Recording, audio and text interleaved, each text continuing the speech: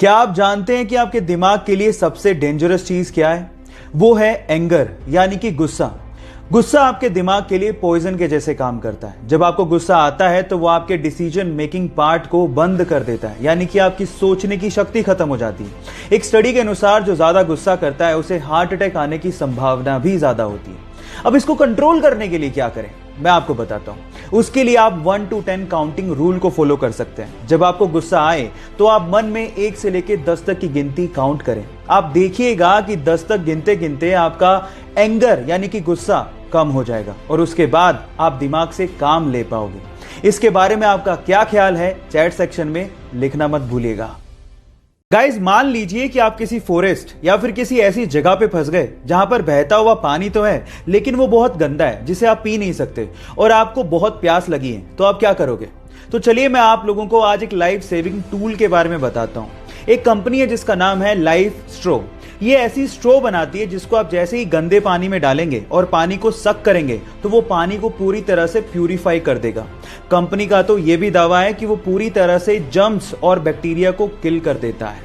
In fact guys, अगर आप वाकई में बेयर ग्रिल्स के जैसे फॉरेस्ट को एक्सप्लोर करना चाहते हो या फिर इस तरह के काम के शौकीन हो तो ये टूल आपको बहुत काम दे सकता है।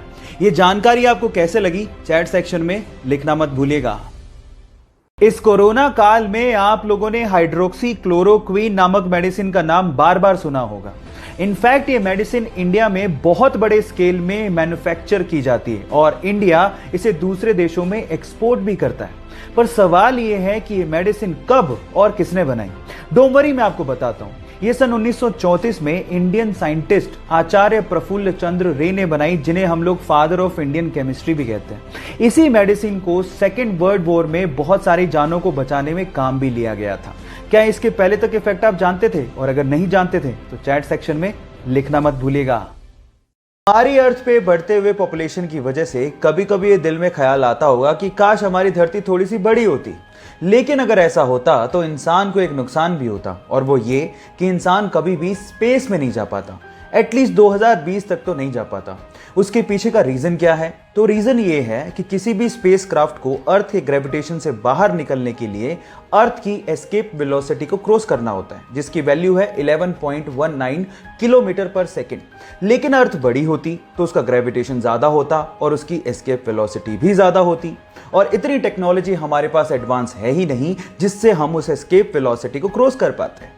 तो ये इंटरेस्टिंग फैक्ट जो आपने अभी सुना, उसको सुन के आपको कैसा लगा और ये जानकारी आपको कैसी लगी, चैट सेक्शन में लिखना मत भूलिएगा।